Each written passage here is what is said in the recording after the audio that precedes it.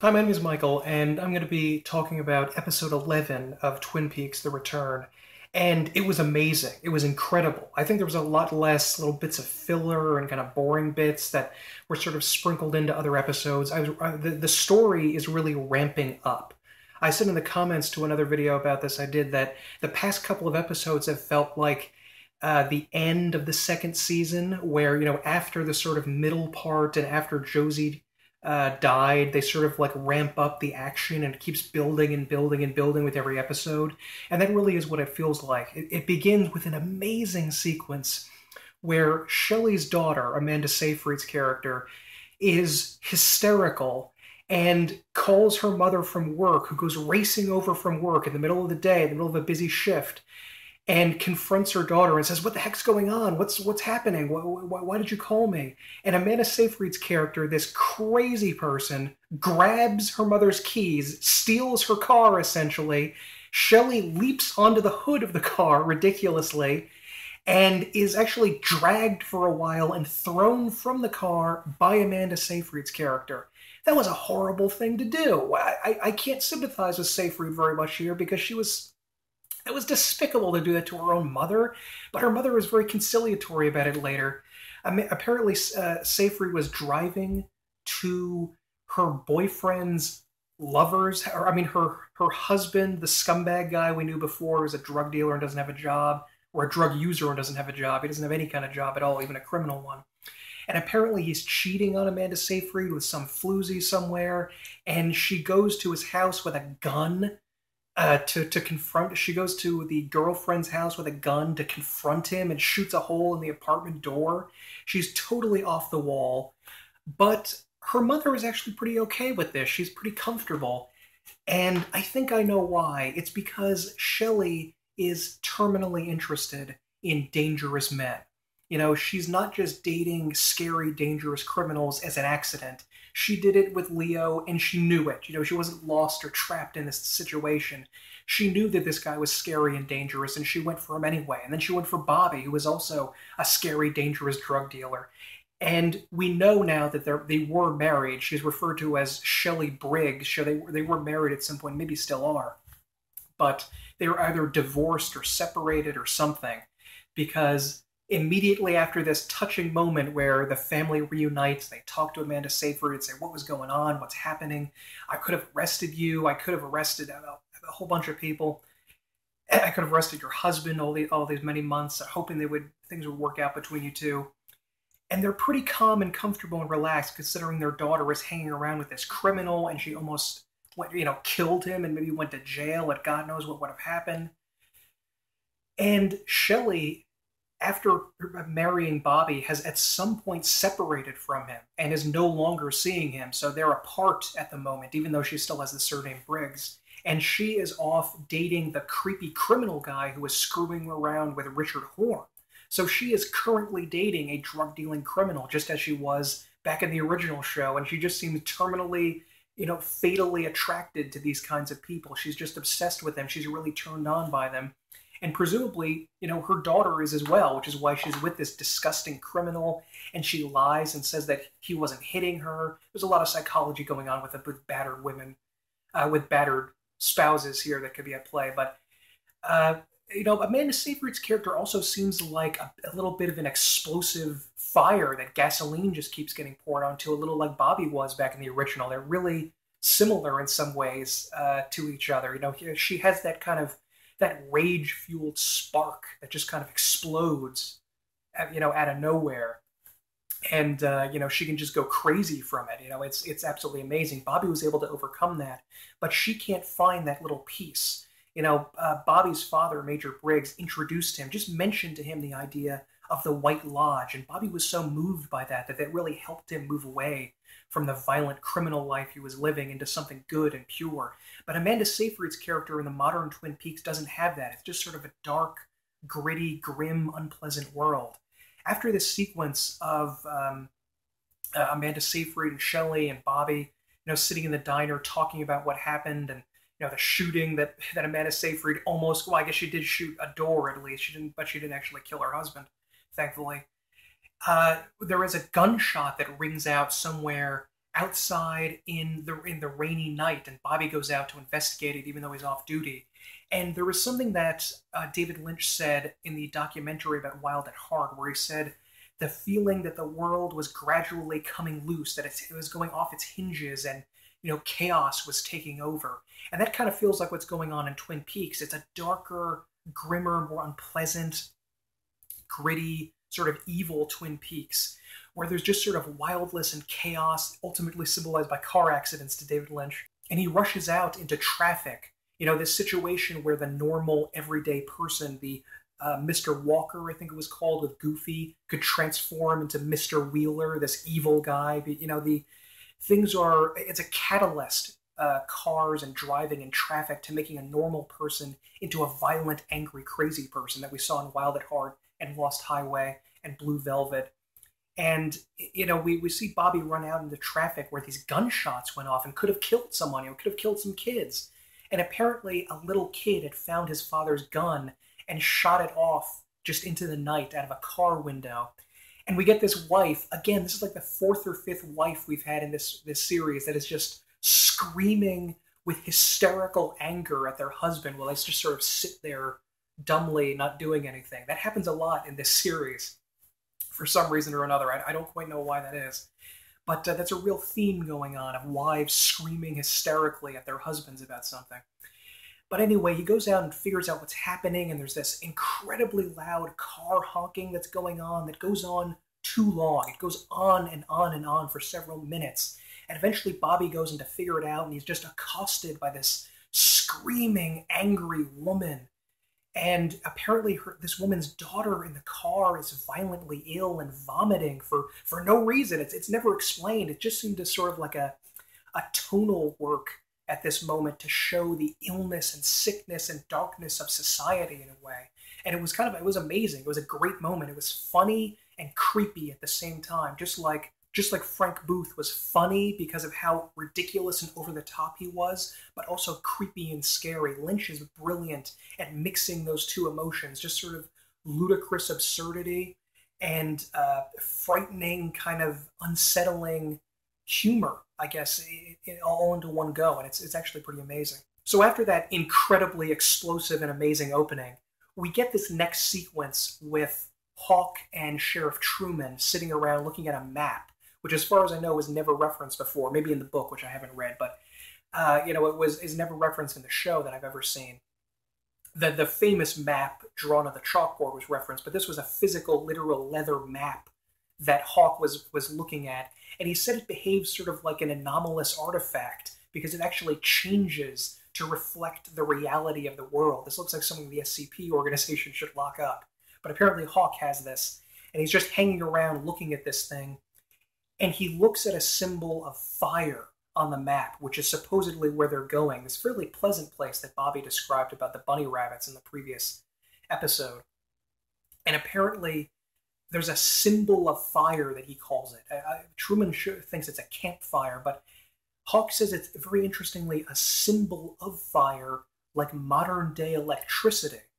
In episode 8, where we saw the nuclear bomb go off and these evil creatures, the locust frogs and the awful woodsman, homeless guy things being spawned or let loose through society, or through some sort of veil covering the different dimensions somehow, we see multiple people there coming out.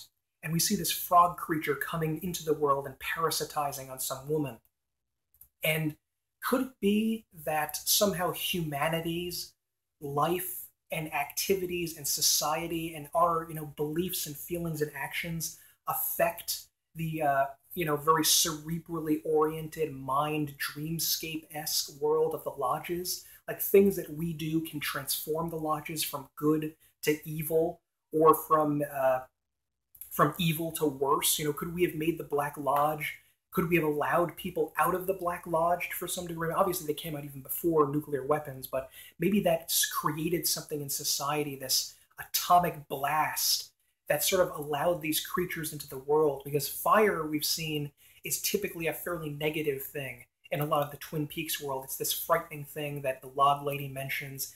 It's just sort of an expression of unpleasantness and darkness and Wild at Heart in a lot of places in in Twin Peaks, especially with the title Fire Walk with Me. It could be that we have created something, and that electricity and the electric modern world that is fighting against nature has created some sort of dark hellscape and has allowed these creatures out. So they've been adding all of these little things with electricity and other things going on for years now in the series. It's amazing to think what influence humanity may have had on the world of the lodges. We're kind of trained to think of them as the evil parasites that are coming out to attack us from some sort of shadowy netherworld. But in some ways, it could be that we were always the ones feeding them. And maybe we're not just the victims. Maybe they are coming out to attack us because we've let them loose somehow. Maybe they were always there and always evil, but maybe our own actions have brought them out. Sort of like the capability of being evil is always within all of us. But something that we do can transform who we are totally and revolutionize it, like electricity somehow. But that was a fascinating line. Fire is like the electricity, like modern day electricity. That's an interesting thought, that fire could be related or represent electricity. That's a really interesting idea that they were doing there. We also, in the next sequence, see a bunch of these odd little homeless people running around, these weird woodsmen or whatever they're called, these strange spirits. When we continue on to the Buckhorn, South Dakota, Matthew Lillard FBI investigation sequence, where they're trying to go to a place where Matthew Lillard said he went and then lost his consciousness and didn't remember what happened afterwards. And they look around in this strange, desolate house, and it looks great. I love these weird little empty spaces, And this building that they go to, this desolate, broken down old shack, kind of reminds me of this weird, empty lot that Laura Dern was wandering around at Inland Empire. It looked kind of interesting. I enjoyed that. And it was, they go to look at this place, and they can't even get near it. As soon as Gordon Cole, someone who is attuned to the forces around the world, walks towards the building, he experiences this strange rift in space-time or something. I don't know. It looked like it could have been in Star Trek. And he doesn't know what's going on. Could this be one of the weird rifts that let these lodge spirits out to us? Could that be what this rift is that he's seeing there? Because he almost begins to pass out in a way and doesn't really understand what's going on. It was very peculiar, like he was becoming too close to these strange creatures. And Matthew Lillard's character dies. He actually gets his head exploded when one of these horrible homeless guys crawls into the police car. And Diane, who we know is probably up to something at the very least surreptitious and secretive, if not something actually devious and unpleasant. And I lean towards the latter on that. I think she's up to something no good. She sees this horrible, weird-looking lodge creature spirit guy sneak into the car and try to get inside. And we remember that Matthew Lillard said that there were so many people there. There were so many of them. And we've seen large crowds, herds of these weird creatures running around. So maybe that was what he saw. And this creature sneaks into the car and kills Matthew Lillard by exploding his head, kind of like how that Got a Light guy put his hand on that guy's head and just sort of like began to shake it, and sort of blood began to pop out. So some sort of creature silenced him for some reason or another. And Diane, she didn't do anything to warn them. She didn't say, hey, look out, something's going on there. She didn't try to stop that, although she did admit it later that she saw it, so I don't know what's going on there. But the story continuing there is pretty fascinating, and it's getting better and better because the more supernatural, weird aspect is ramping up. Although we're not getting a lot of the ratiocination and deduction type techniques that Agent Cooper would have done. We're just sort of left things lingering there to kind of stare at and think about ourselves. We don't have people theorizing in the show about it. That's kind of left to us. We conclude this episode with Dougie Jones. And I don't know if I thought of this before. I don't think I did. But I don't know how I could have avoided this. Dougie Jones is Chauncey the Gardener from the great film Being There. This is a masterpiece of a film from, I think, 1980 or 1979. And it is just a brilliant work about this weird sort of fool, this ridiculous person who has no intelligence and no brain, but other people read into him what they want to see and what they want to hear, and they reflect back what they think. And they end up thinking that he is some sort of magnificent and a highly intelligent person, almost a spiritual being. And it's a wonderful, ridiculous comedy. I don't know how I forgot to mention this or how I didn't think of this before, but that's what Dougie Cooper is. It's sort of like being there. But instead of just an hour and a half movie, it's an entire television series of this, which is getting a little grating. And Dougie Cooper is acting sort of like Chauncey the Gardener. He's just a simplistic person, but people are kind of reading into what he's doing, these big important things. Maybe like how we're kind of reading into the show these big important things that maybe don't actually exist at all. Maybe we're just, reflecting on it. And the show is just repeating back what we're saying, and really there's nothing there that we imagine it to be. But maybe that's getting a little too esoteric. We see Dougie Jones, and he's actually taken away on this moment to meet the Gangster Brothers with Jim Belushi. And when he goes to meet them, he mysteriously, on the urgings of Mike, the lodge creature, brings a cherry pie, which is apparently part of some sort of weird dream that Jim Belushi's character has before the murder, before the planning of the murder. And he says that, because this shaped out in the way this happened, because this guy brought us a cherry pie and that was in my dream, we can't kill him. And they end up being friends with him, which is actually kind of nice.